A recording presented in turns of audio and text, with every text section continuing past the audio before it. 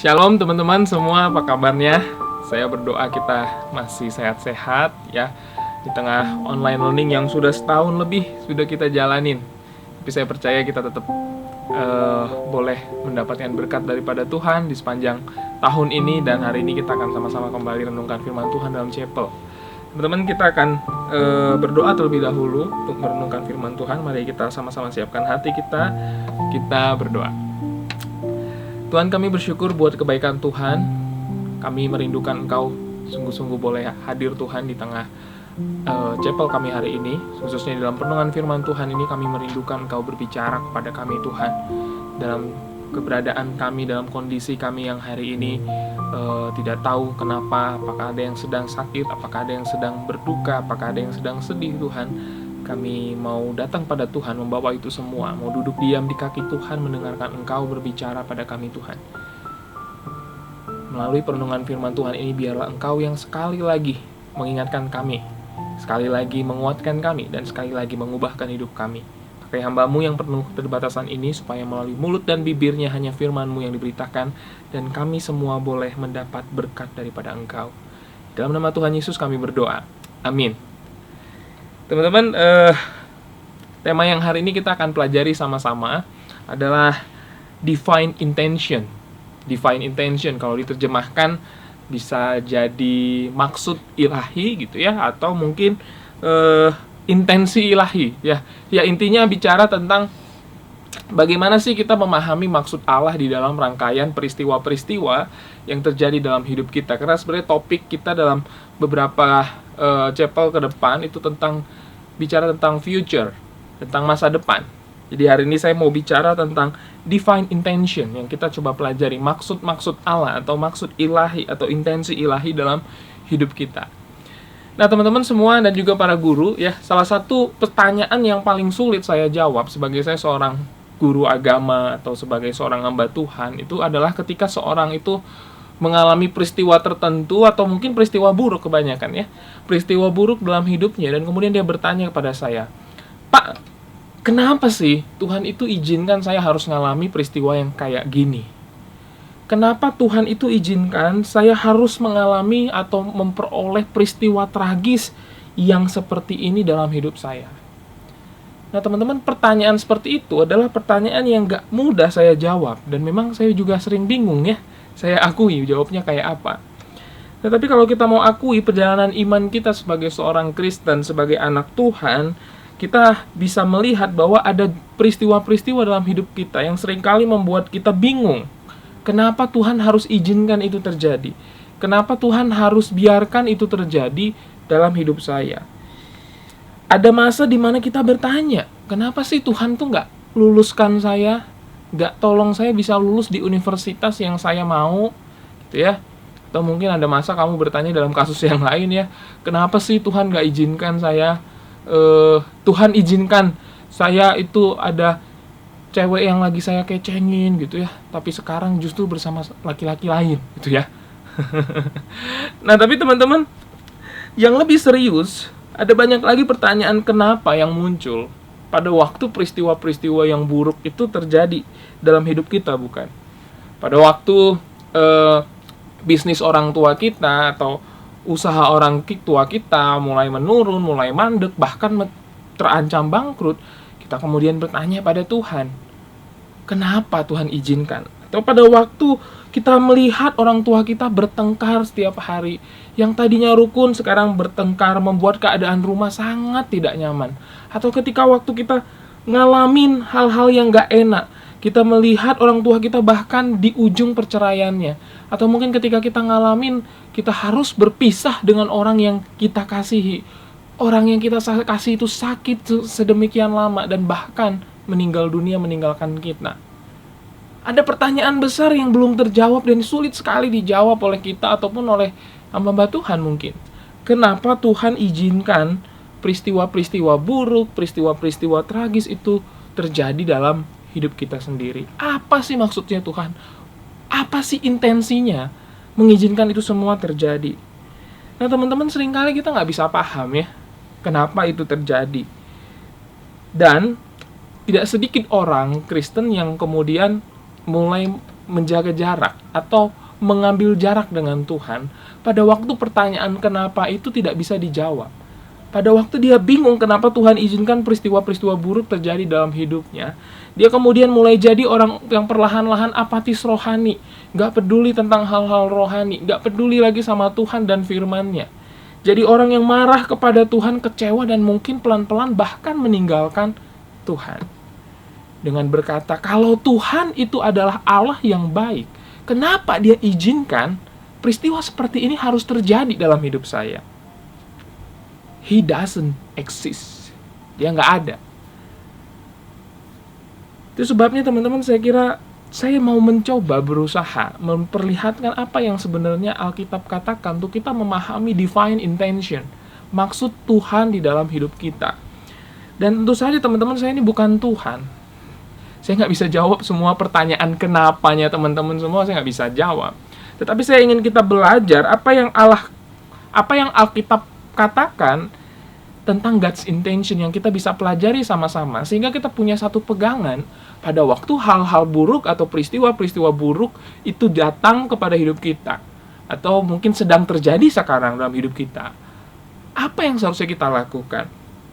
Nah teman-teman, saya mau kita pelajari ini dari satu bagian Alkitab yang mungkin sudah cukup terkenal ya. Kita melihat dari kisah Yusuf di Kejadian pasal 45 ayat yang keempat sampai ayat yang ke-8 sebagai dasar kita untuk merenungkan bagian ini ya. Mari kita lihat. Saya akan bacakan Kejadian 45 ayat 4 sampai 8. Lalu kata Yusuf kepada saudara-saudaranya itu, "Marilah dekat-dekat." Maka mendekatlah mereka. Katanya lagi, "Akulah Yusuf, saudaramu yang kamu jual ke Mesir. Tetapi sekarang janganlah bersusah hati dan janganlah menyesali diri karena kamu menjual aku ke sini. Sebab untuk memelihara kehidupanlah Allah menyuruh aku mendahului kamu. Karena telah 2 tahun ada kelaparan dalam negeri ini, dan selama 5 tahun lagi orang tidak akan membajak atau menuai. Maka Allah telah menyuruh aku mendahului kamu, untuk menjamin kelanjutan keturunan di bumi ini, dan untuk memelihara hidupmu, sehingga sebagian besar daripadamu tertolong. Jadi bukanlah kamu yang menyuruh aku ke sini, tetapi Allah. Dialah yang telah menempatkan aku sebagai bapa Firaun dan tuan atas seluruh istananya, dan sebagai kuasa atas seluruh tanah Mesir." Nah teman-teman, dalam bagian ini kalau kita ingat, ini sebenarnya kisah di mana Yusuf itu menyingkapkan dirinya kepada saudara-saudaranya. Kalau kamu masih ingat cerita atau kisah sekolah minggu tentang Yusuf ya, Yusuf itu sempat berpura-pura untuk tidak ketahuan gitu ya, bahwa dia adalah saudara-saudara mereka, bahwa dia adalah Yusuf. Nah, ada penafsir mengatakan bahwa memang mereka tidak bisa mengenali Yusuf itu karena Yusuf itu berpakaian orang Mesir, cara berpakaian orang Mesir yang membuat mereka nggak bisa mengenali bahwa itu adalah Yusuf. Nah, tapi kita kemudian lihat bahwa dalam pertemuan itu, Yusuf itu menyingkapkan siapa dirinya. Dia menangis terharu-haru, meraung-raung gitu ya. Kemudian dia datang kepada saudara-saudara, dia udah nggak tahan lagi, akhirnya mengungkapkan siapa dirinya. Nah teman-teman, kalau yang menarik, kalau kita lihat bagian tadi, di dalam bagian itu kita bisa melihat bahwa Yusuf itu menyadari kenapa dia ada di Mesir. Ya, kenapa dia ada di sana. Dia menyadari apa yang jadi maksud Allah di tengah rangkaian peristiwa-peristiwa buruk yang Yusuf alami. Di sana dia bisa melihat itu. Nah, ini akan kita pelajari sama-sama. Nah, oleh sebab itu, pelajaran pertama yang saya mau kita pelajari bersama-sama hari ini adalah to understand God's intention, it is a journey. Sekali lagi ya, to understand God's intention, it is a journey. Untuk memahami, untuk menyadari, memahami intensi Tuhan, maksud Tuhan dalam hidup kita, itu adalah sebuah perjalanan. Artinya saudara, teman-teman sekalian, untuk memahami maksud Allah dalam hidup kita ini, yang sekarang ini, supaya kita bisa melihatnya dengan jelas, itu adalah sebuah perjalanan. sebuah perjalanan yang akan kita alami, yang akan kita lewati sepanjang hidup kita. Kadang Tuhan bisa menunjukkan maksudnya dengan cepat, tapi kadang Tuhan mau membawa kita ke satu tempat, ke tempat yang lain. Baru satu saat, satu titik Dia akan tunjukkan apa maksudnya melalui peristiwa-peristiwa yang Dia izinkan terjadi dalam hidup kita. Nah teman-teman, saya percaya bahwa Yusuf itu pada awalnya tidak menyadari bahwa dia akan berakhir menjadi orang nomor 2 di tanah Mesir. Orang kedua setelah Raja Firaun. Yusuf itu mendapat posisi sebagai seorang pemimpin yang dipercaya oleh Firaun untuk mengatur seluruh pemerintahannya. Nah teman-teman, saya percaya Yusuf nggak menyadari itu dari awal. Ya, dia nggak menyadari bahwa nanti dirinya itu satu saat akan menjadi orang yang memimpin, orang yang memerintah. Walaupun kita tahu kalau kita balik ke cerita sebelumnya, kita akan ketemu Yusuf itu sebenarnya ada mimpi, mengalami mimpi ya. Dicatat di dalam Kejadian 37 ayat 5 sampai 11 ya. Dia bermimpi pada waktu usia 17 tahun. Nah, apa mimpinya? Saya bacakan ya, Kejadian 37 ayat 5. Dikatakan begini, pada suatu kali bermimpilah Yusuf, lalu mimpinya itu diceritakannya kepada saudara-saudaranya. Oke. Sebab itulah mereka lebih benci lagi kepadanya. Karena katanya kepada mereka, coba dengarkan mimpi yang kumimpikan ini. Tampak kita sedang di ladang mengikat berkas-berkas gandum, lalu bangkitlah berkasku dan tegak berdiri. Kemudian datanglah berkas-berkas kamu sekalian mengelilingi dan sujud menyembah kepada berkasku itu. Lalu saudara-saudaranya berkata kepadanya, apakah engkau ingin menjadi raja atas kami? Nah teman-teman bisa lihat ya, saudara-saudaranya ngerti nih maksud mimpinya Yusuf ya. Mereka bisa menafsirkan. Apakah engkau ingin menjadi raja atas kami? Apakah engkau ingin berkuasa atas kami? Jadi makin bencilah mereka kepadanya karena mimpinya dan karena perkataannya itu. Nah, nggak sampai situ aja. Yusuf kemudian mimpi lagi ya. Kita lagi lanjut ya, di ayat yang ke-9 dikatakan begini. Lalu ia memimpikan pula mimpi yang lain yang diceritakannya kepada saudara-saudaranya. Dia nggak belajar dari kesalahannya. Tadi udah diceritakan, saudara-saudaranya marah. Dia masih ceritakan lagi mimpinya.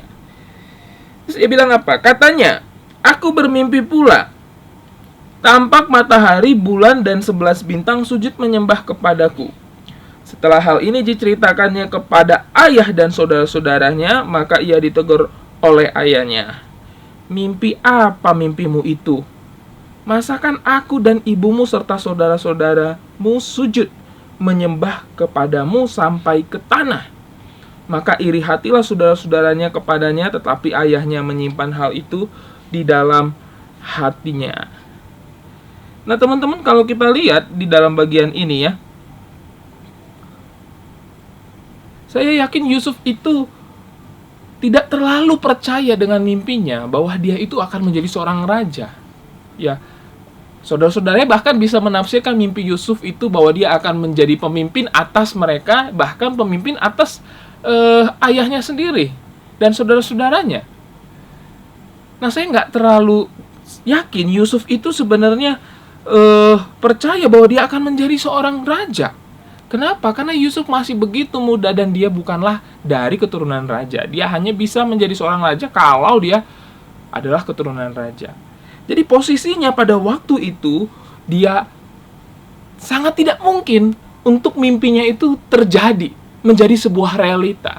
Realitanya apa yang dialami Yusuf? Dia bukan jadi seorang raja pada awalnya. Realitanya dia dibenci oleh saudara-saudaranya. Saudara-saudaranya kemudian berkumpul bersekongkol untuk membunuh dia. Kemudian dibuang ke sumur. Ya, nggak jadi dibunuh, dimasukin ke sumur. Begitu dimasukin ke sumur, dia menjadi orang buangan. Yang lebih parah lagi dari orang buangan, kemudian dia diperjualbelikan menjadi seorang budak. Dan kita tahu ceritanya, ya, kalau pada waktu itu mungkin waktu Yusuf itu diangkat atau dikeluarkan dari sumur, dia mungkin lagi berpikir, oh ini dia, kehidupan saya, kesusahan saya mungkin berakhir di sini, gitu ya. Tapi begitu dia dikeluarkan, justru dia bukan mendapatkan kebaikan, tapi justru masalah lain yang muncul. dia dijual menjadi seorang budak dan dia harus pergi menjadi seorang budaknya Potifar. Nah teman-teman, dia berusaha lagi memperbaiki hidupnya. Kalaupun dia seorang budak, dia bekerja dengan keras sampai kemudian Potifar menjadikan dia seorang kepercayaannya. Ya tentu saja kemudian dia mendapat promosi ya karena kerja kerasnya. Dia menjadi kepala atas rumah Potifar, mengatur semua keperluan rumah tangga di rumah Potifar. Tetapi begitu karirnya udah mau naik, datanglah sang penggoda. Ya, istri Potifar datang, kemudian dia menggoda Yusuf dan menuduh Yusuf telah melakukan sesuatu yang tidak pantas kepada dia.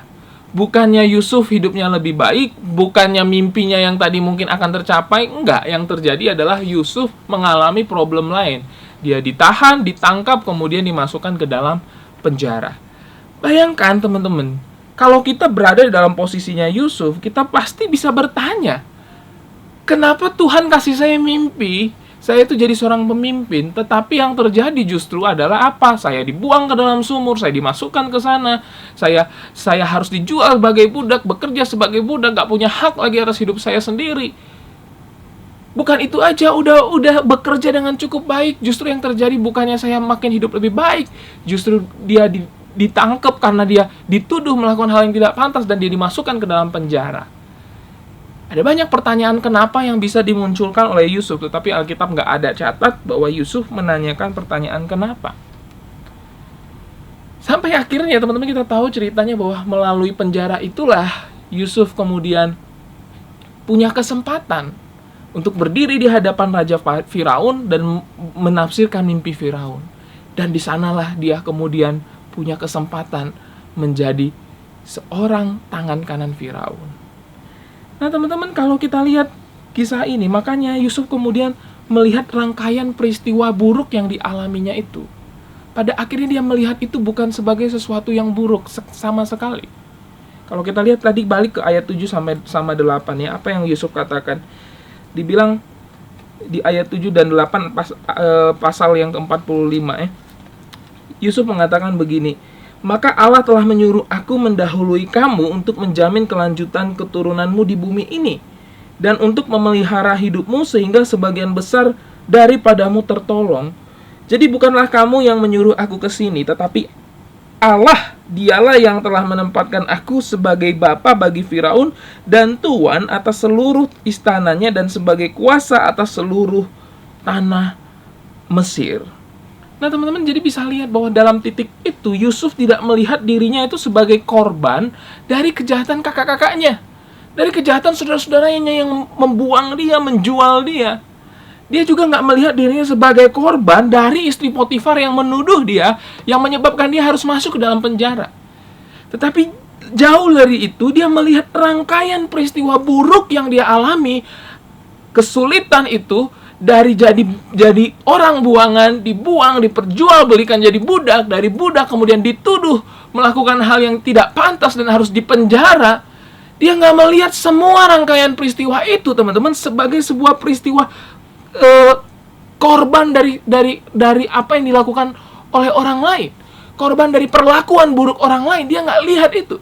Justru dia melihat rangkaian peristiwa yang buruk itu, dia melihatnya dari kacamata Allah.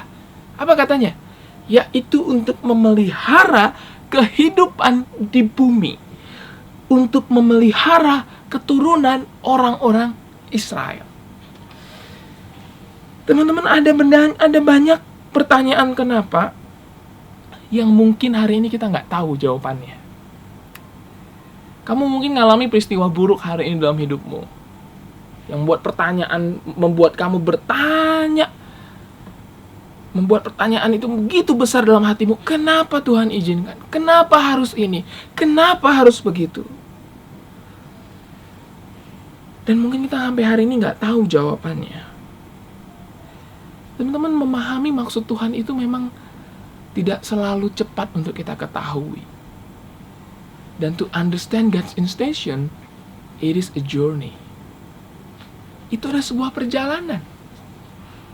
Yusuf baru tahu apa yang menjadi intensinya Tuhan, apa yang jadi maksudnya Tuhan pada waktu dia sudah berdiri menjadi pemimpin kedua di tanah Mesir. Tapi sebelum itu dia nggak pernah tahu. Tuhan bawa dia dari satu perjalanan ke perjalanan lain, dari perjalanan yang lain ke perjalanan yang lainnya, untuk memperlihatkan sesuatu, untuk merancangkan sesuatu yang lebih besar. Sebabnya dia katakan dia bukanlah korban dari perlakuan buruk saudara-saudaranya ataupun Potifar. Tapi dia ada sebagai mana dia ada pada waktu itu karena rancangan Allah yang sedang dirancangkan di dalam dirinya untuk menggenapi pekerjaan Allah yang sedang Allah kerjakan, yaitu memelihara satu kehidupan bangsa yang besar. Nah teman-teman, mungkin kamu punya banyak pertanyaan kenapa. Tapi itu adalah sebuah perjalanan. Kalau kamu mau sungguh-sungguh paham apa maksud Tuhan, maka kita harus berjalan bersama dengan Tuhan. Mungkin hari ini kamu gak paham, tapi Tuhan akan memimpin kamu ke satu tempat, ke pengalaman yang lain, ke tempat yang lain. Hingga satu titik Tuhan akan memperlihatkan apa yang kemudian menjadi maksudnya. Apa yang kemudian menjadi tujuannya Tuhan mengizinkan semua itu terjadi. Semua peristiwa-peristiwa buruk itu terjadi. Nah, ini membawa kita teman-teman pada pelajaran kedua yang saya mau bagikan tentang memahami maksud Tuhan. Yang kedua, to understand God's intention, you need to believe that God is able to plan goodness through evil, through every bad situation we have. Kali lagi ya. To understand God's intention, you need to believe that God is able to plan goodness through every bad situation we have. Nah teman-teman, ini bukan berarti Allah itu penyebab peristiwa-peristiwa buruk yang kita alami dalam hidup. Dalam poin ini saya mau memperlihatkan pada kita untuk belajar bahwa dalam peristiwa-peristiwa buruk yang terjadi dalam hidup kita, Allah itu mampu merancangkan keburukan-keburukan yang terjadi itu di dalam rancangannya menjadi sebuah kebaikan yang lebih besar bagi hidup kita. Nah itu yang disadari Yusuf juga. Yusuf yang sebenarnya sangat kesal, sangat marah sama saudara-saudaranya, rela kemudian melepaskan yang namanya pengampunan kepada mereka. Kalau kita lihat cerita ini, ketika Yakub bapaknya itu udah kemudian meninggal, ya, saudara-saudaranya pun mulai khawatir. Jangan-jangan Yusuf balas dendam nih, kita bakal habis nih, dia pemimpin nomor 2 di Mesir, dan sekarang kita masih bergantung sama dia, kita itu bisa mati nih, dia bakal balas kita. Ayo, mereka berkumpul, ayo kita minta maaf sama Yusuf, kasih pesan kepada Yusuf. Kemudian orang datang memberikan pesan itu. Isinya apa? Mereka menyesali apa yang mereka lakukan, dan bahkan saudara-saudaranya mengatakan, kami rela jadi budak kamu Yusuf. Ampuni kami, maafkan kami rela jadi budak kamu. Apa respon Yusuf teman-teman? Respon Yusuf bukan bilang, oke, kamu jadi budak lo ya sekarang. Kamu kerja pokoknya di sana, pokoknya gue mau ngomong apa lu kerjain. Enggak. Bukan itu respon Yusuf. Kalau kita lihat di Kejadian 50 ayat 20, kemudian Yusuf mengatakan begini. Memang kamu telah mereka-rekakan yang jahat terhadap aku, tetapi Allah telah mereka-rekakannya untuk kebaikan, dengan maksud melakukan seperti yang terjadi sekarang ini, yakni memelihara hidup suatu bangsa yang besar. Nah teman-teman, yang menarik, Yusuf menyadari bahwa semua rancangan jahat yang dilakukan oleh kakaknya itu, yang membuat dia harus ngalamin peristiwa buruk dalam hidupnya, dia sadari bahwa itu bukanlah sebuah rancangan jahat, tetapi itu diizinkan terjadi sama Tuhan untuk merancangkan sebuah kebaikan yang lebih besar untuk menggenapi rencana Tuhan melalui hidup Yusuf. Jadi teman-teman, di sini kita bisa lihat bahwa Alkitab itu menunjukkan mungkin kita nggak ngerti sekarang apa maksud Tuhan sama peristiwa yang hari ini saya alami, peristiwa yang tragis ini yang saya alami. Kita mungkin nggak ngerti hari ini kenapa peristiwa buruk itu boleh Tuhan izinkan kita alami sampai hari ini. Tetapi Alkitab kasih tahu kita bahwa satu saat we will realize that God has plan for us.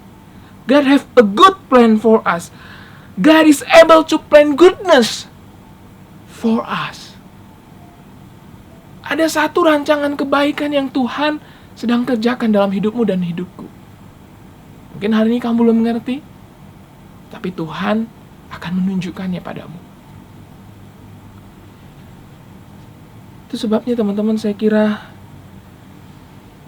saya mungkin gak tahu apa yang jadi pertanyaan kamu hari ini. Dan berapa banyak pertanyaan kenapa yang engkau katakan pada Tuhan. Atau kamu hari ini dalam posisi kamu udah siap tinggalin Tuhan. Gue udah gak peduli sama Tuhan.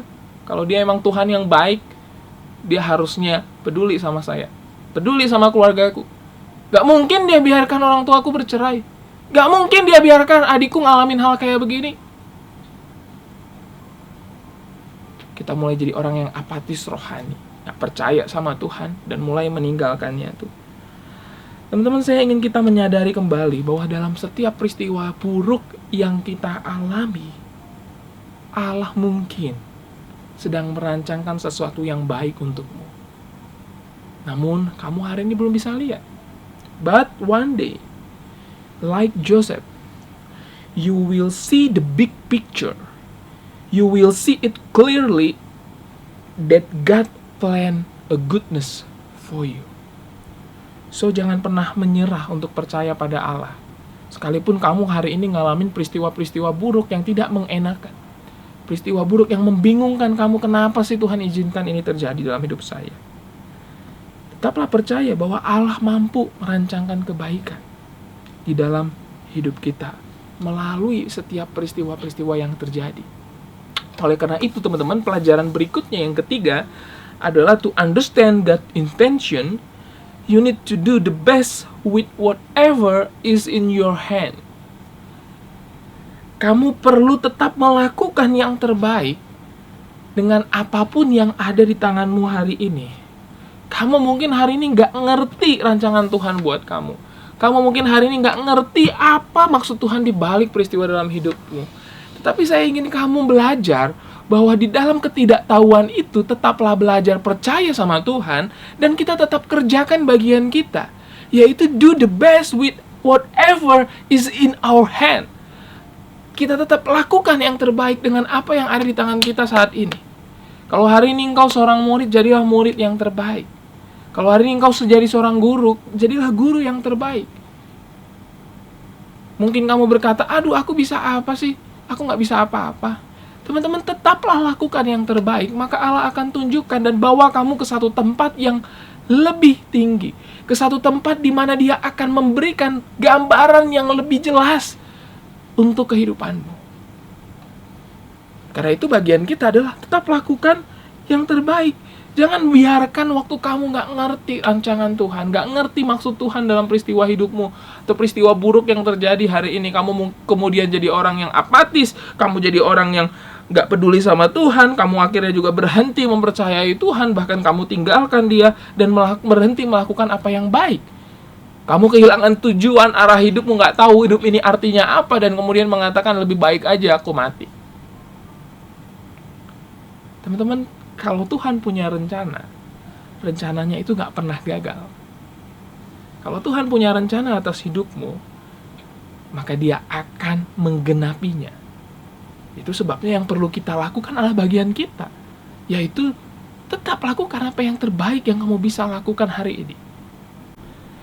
Teman-teman, kalau kita lihat Yusuf, sebenarnya pertanyaan saya, apa yang membuat Yusuf bisa berdiri kemudian menjadi penguasa Mesir? Orang kedua, tangan kanannya Firaun.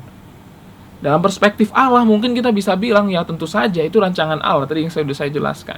Tetapi dalam perspektifnya Yusuf, kita akan bisa lihat, karena dimanapun Yusuf berada, dia tetap melakukan yang terbaik apa yang dia bisa, sekalipun dia ngalamin peristiwa buruk dalam hidupnya. Waktu dia dibuang, kemudian dia dijual jadi budak, dia jadi budak yang terbaik. Lakukan yang terbaik, kerja keras, sampai kemudian Potifar mempercayai dia. Dia menjadi tangan kanan Potifar untuk mengatur rumahnya. Pada waktu dia dituduh, kemudian dia dijebloskan ke dalam penjara, dia menjadi tahanan yang terbaik. Dia melakukan apa yang bisa dia lakukan. Kepala penjara pun kemudian mempercayai dia, menyukai dia. Dia tetap lakukan yang terbaik bagian dia, walaupun dia nggak ngerti. Padahal dia pernah mimpi, Tuhan kasih mimpi dia bakal jadi pemimpin. Tapi kali ini dia jadi orang yang mengalami peristiwa buruk yang berturut-turut datang pada hidupnya. Tapi lepas daripada itu, Yusuf tetap lakukan bagian yang terbaik yang dia bisa lakukan. Itulah yang kemudian membuat dia punya kesempatan berdiri, bukan? Sebagai pemimpin pada waktu kemudian Firaun memberikan kepercayaan pada dia. Teman-teman, kita boleh kok bertanya pada Tuhan. Kita boleh kok mempertanyakan, kenapa Tuhan Engkau izinkan hal buruk menimpaku? Kenapa Tuhan Engkau izinkan keluargaku seperti ini? Kenapa Tuhan Engkau izinkan aku harus ngalami hal kayak gini? Kita boleh bertanya seperti itu, teman-teman. Tapi jangan sampai itu kemudian membuat kita menjadi orang yang skeptis pada Tuhan. Karena saya nggak tahu apa jawabannya. Yang membuat kita tidak lagi mempercayai Tuhan, karena kita berpikir kalau Tuhan baik, pasti Dia akan selalu tolong kita, hidup kita fine-fine aja. Teman-teman, sekalipun kita nggak tahu jawabannya kenapa banyak peristiwa buruk yang terjadi dalam hidup kita, menimpa hidup kita hari ini, saya ingin kita tetap belajar seperti Yusuf. Satu saat Tuhan membawa kita berjalan dari satu tempat ke tempat lain sampai Ia mungkin menyingkapkan pada kita. Atau bahkan mungkin di akhir hidup kita baru kita bisa tahu kenapa, apa itu semua maksud Tuhan dalam hidup kita. Tapi sekarang, sekalipun kita nggak tahu dengan jelas spesifik apa yang Tuhan maksud, saya kira bagian kita sebagai anak-anak Tuhan adalah tetap lakukan yang terbaik yang bisa kita lakukan. Apa yang hari ini kamu punya di tanganmu, do the best with it. Lakukan yang terbaik dengan itu.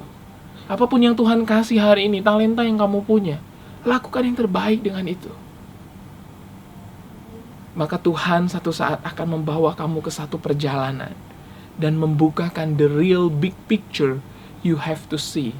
Dan di sana kamu akan melihat bagaimana rancangan Tuhan itu adalah rancangan damai sejahtera, bukan rancangan kecelakaan. Teman-teman, saya mau menutup dengan sebuah cerita. Ada sepasang suami istri misionaris, suami istri melayani pergi ke Afrika, ke satu tempat yang hari ini namanya adalah Zaire. Mereka membawa anak mereka yang masih kecil pada waktu itu berumur 2 tahun. Nah, sampai di Afrika mereka masuk ke sebuah hutan dan menemukan sebuah desa. Mereka bermaksud memberitakan Injil di sana dan mendekati orang-orang di sana.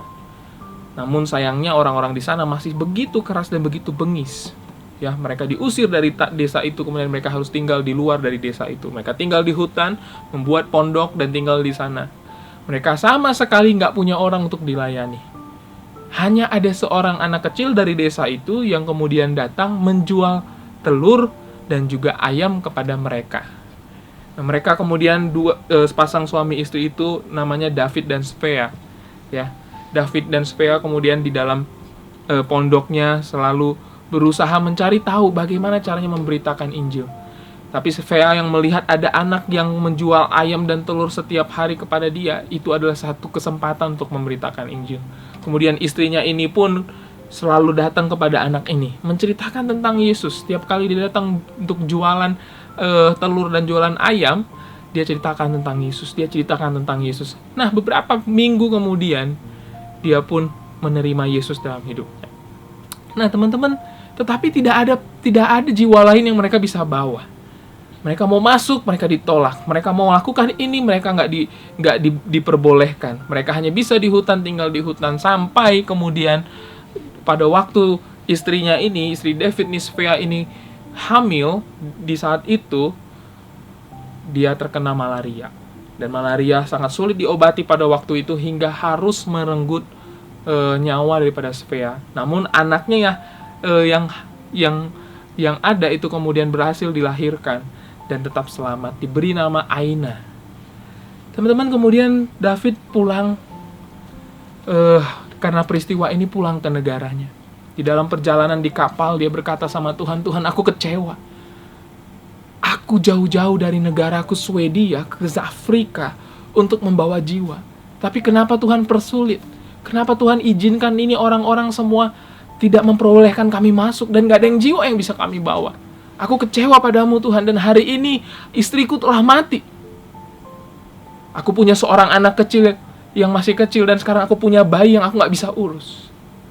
Teman-teman, David memutuskan bayi itu diberikan kepada temannya di pos misi yang ada di Afrika. Kemudian dia pulang bersama dengan anaknya yang masih kecil juga, pulang ke Swedia. Teman-teman, dia pulang dalam kekecewaannya pada Tuhan. Hingga bertahun-tahun kemudian, Aina, anaknya yang dibesarkan oleh temannya di pos misi di Afrika, kemudian makin besar, makin bertumbuh, menjadi seorang dewasa, menjadi orang yang takut sama Tuhan. Satu kali di rumahnya di Afrika, tiba-tiba dia ada kedatangan sebuah tabloid di dalam kotak posnya. Dia lihat, dia ambil, kemudian dia lihat satu sosok yang sepertinya dia pernah lihat. Satu sosok yang akrab dengan dia, yang mirip dengan dia. Dan pada waktu dia buka tabloid itu, dia baru sadar itu adalah cerita kisah tentang David dan Svea yang ada di Afrika. Teman-teman, dia langsung ambil tabloid itu, dia baca, kemudian dia menangis di situ, tetapi menangis penuh kebahagiaan. Dia langsung berpikir untuk menemui ayahnya di Swedia. Dia pun minta izin sama ayahnya yang ada di Afrika, ayah angkatnya ini. Dia pergi ke ke Swedia untuk mencari ayah kandungnya. Dan dia temukan rumahnya. Dia masuk ke sebuah rumah, dia masuk ke sana, melihat rumah yang tidak terlalu baik, yang sedikit rusak-rusak. Kemudian dia masuk ke dalam ruangan yang banyak sekali botol-botol minuman alkohol. Dan dia ketemu dengan ayahnya yang sakit-sakitan, sudah katarak, dan berada dalam kecanduan alkohol yang begitu dalam. Dia masuk ke dalam ruangan itu, dia lihat ayahnya di situ, dia mulai menangis.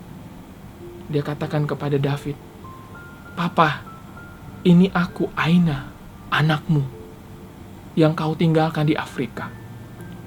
Waktu dia dengar perkataan itu, David langsung menoleh ke samping, kemudian dia langsung matanya memerah, mau menangis, teman-teman. Dan dia kemudian berkata kepada Aina, "Aku tidak pernah bermaksud meninggalkan engkau.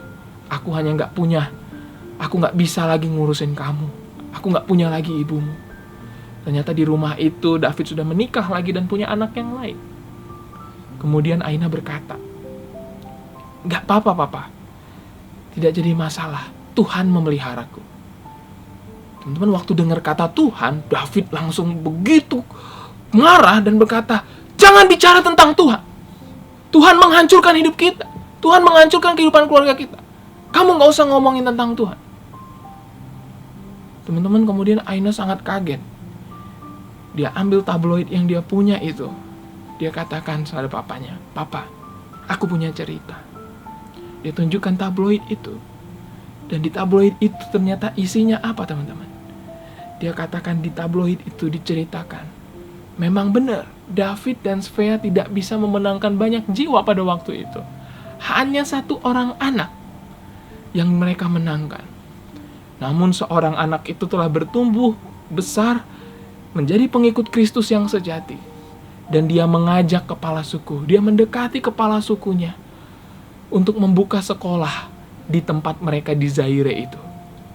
Kepala suku pun menyetujui masukannya itu. Mereka membangun sekolah dan di sanalah anak itu mulai memberitakan Injil kepada anak-anak yang lain. Anak-anak yang lain mulai menceritakan Injil juga kepada orang tua mereka.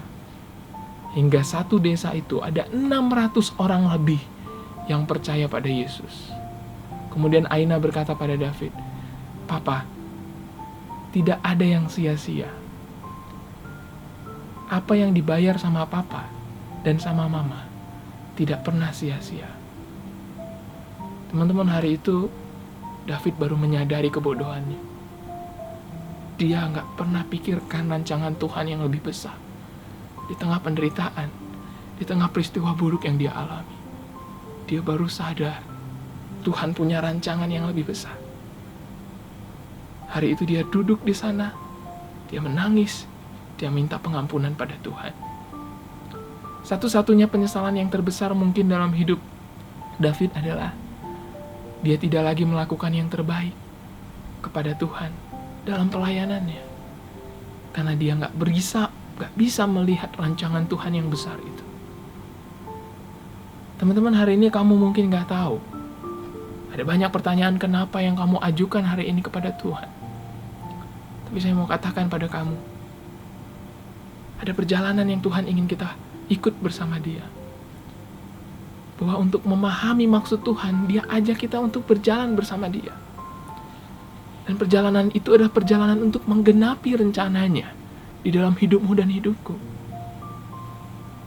Tetaplah percaya di dalam peristiwa hidup yang hari ini kamu alami begitu buruk, yang membuatmu menangis dan kecewa pada Tuhan hari ini.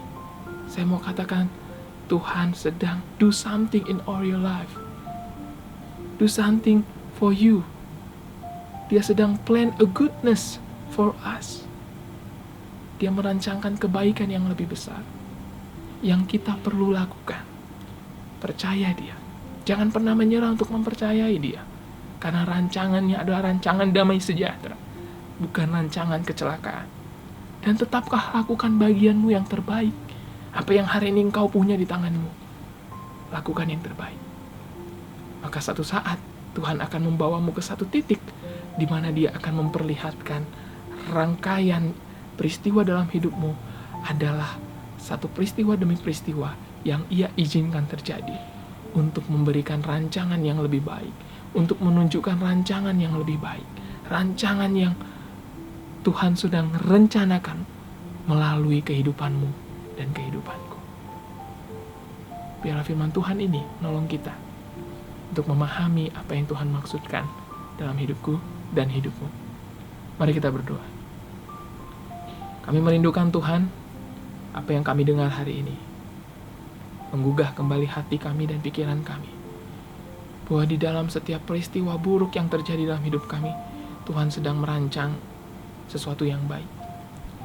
Tuhan manusia bisa mereka-rekakan yang jahat. Ada orang mungkin yang melukai kami, ada orang yang kemudian menghancurkan kehidupan keluarga kami. Orang bisa lakukan mereka-rekakan yang jahat, tetapi kami percaya Tuhan bisa merancangkan kebaikan di dalam setiap peristiwa buruk yang kami alami. Tolong kami untuk percaya Tuhan, dan tolong kami untuk memahami bahwa hidup kami di dalam Kristus adalah melakukan apa yang Tuhan mau.